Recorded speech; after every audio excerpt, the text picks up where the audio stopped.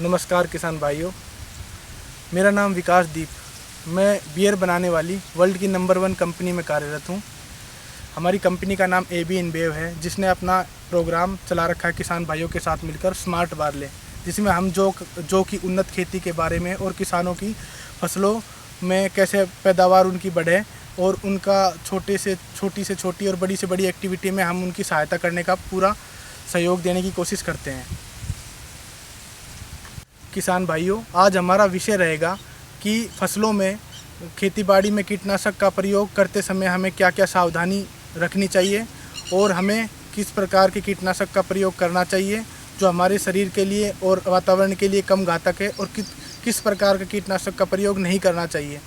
आज हमारा विषय कीटनाशकों के ऊपर होगा, जो हमारी फसलों में कारगर भी सिद्ध होता है और अगर उसका उचित उपयोग नहीं किया जाए तो हमारे शरीर और वातावरण के लिए और फसलों के लिए भी नुकसान पहुंचा सकता है। भाइयों, हमें सबसे पहले कीटनाशक को खरीदते समय क्या क्या सावधानियां रखनी चाहिए।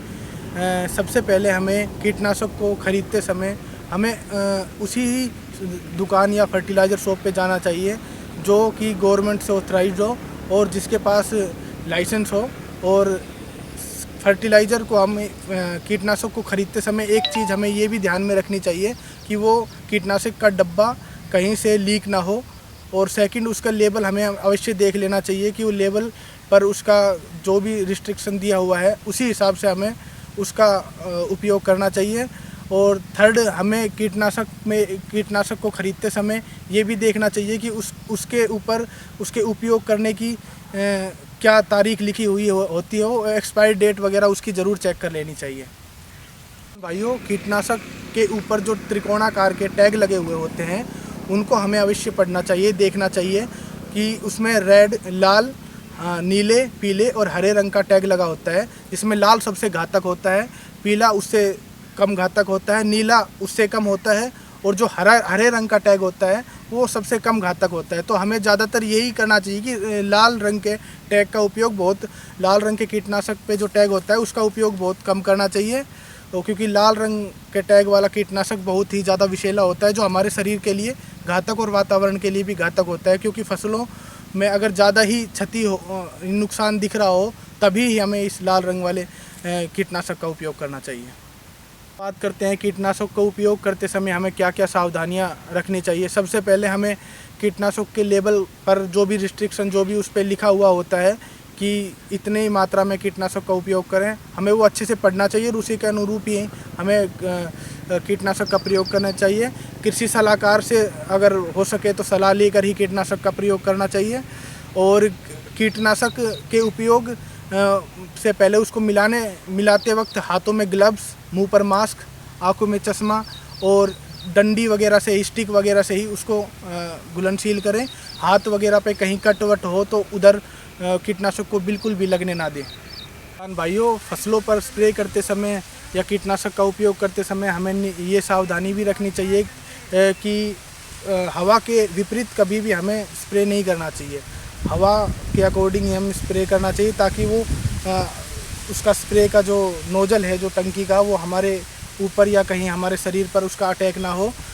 तो इसलिए हवा के विपरीत, हवा की दिशा में ही मतलब उसका स्प्रे करना चाहिए। और शरीर में कहीं भी कट या छिला हुआ नहीं होना चाहिए स्प्रे करते वक्त। इससे क्या होता है कि हमारे शरीर में अगर स्प्रे का कटे हुए स्थान पर थोड़ा भी अगर वो केमिकल लग जाता है तो हमें उसका खतरा हो जाता है और हम उसके संपर्क में आ सकते हैं। तो इसलिए इसका भी ध्यान रखना चाहिए किसान भाइयों। दूसरा, PPE किट, ग्लव्स, मास्क और चश्मे वगैरह, जूते वगैरह अच्छे से पहने हुए होने चाहिए। किसान भाइयों, हमें ये भी ध्यान रखना चाहिए कि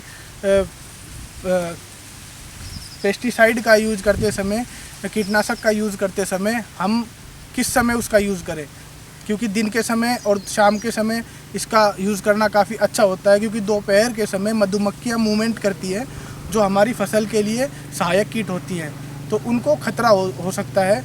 और इसीलिए हमें दिन के समय या शाम के समय ही स्प्रे का समय अनुकूलता के अनुसार ही उसको रखना चाहिए।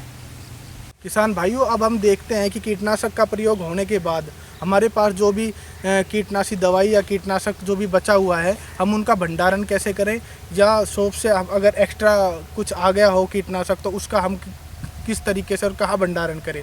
तो सबसे पहले हमें उनका भंडारण खाने पीने की कहीं भी वस्तुएं या बर्तन में नहीं करना चाहिए। उनका भंडारण उन्हीं कंटेनरों में करना चाहिए जिसमें उनका वो आया हुआ है, और जो बाकी कंटेनर जो खाली हो चुके हैं, जो मतलब कीटनाशक समाप्त होने के बाद उन कंटेनरों को गड्ढे में दबा देना चाहिए, ताकि वो उसमें कोई पशु पक्षी या किसी के संपर्क में ना आके कोई क्षति ना पहुँचे।